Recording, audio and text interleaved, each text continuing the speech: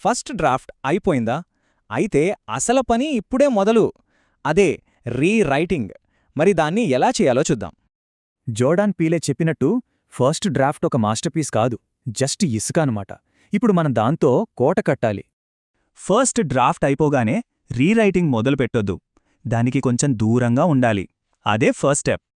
ఎవరి ఫీడ్బ్యాక్ తీసుకునే ముందు మీరే ఒకసారి చదివి నోట్స్ రాసుకోవాలి. మీ అభిప్రాయమే ఫస్ట్. సరే, ఇప్పుడు ఫీడ్బ్యాక్ టీంని రెడీ చేసుకోవాలి. సరైన వాళ్ళని ఎంచుకుంటేనే మన స్క్రిప్ట్ వర్కౌట్ అవుతుంది. సో మన కథని అర్థం చేసుకునే వాళ్ళని, నిజాయితీగా ఫీడ్బ్యాక్ ఇచ్చే వాళ్ళని మాత్రమే ఎంచుకోవాలి. అంతే.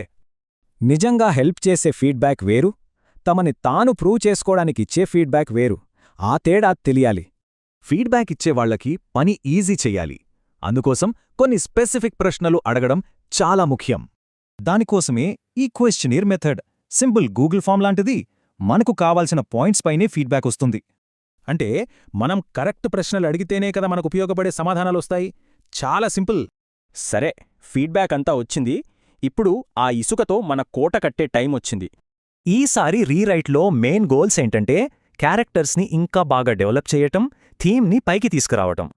కొంచెం కష్టంగా అనిపించొచ్చు, కానీ ప్రతి రీరైట్ సినిమాని ఇంకా బెటర్ చేస్తుంది. ఇది మాత్రం నిజం.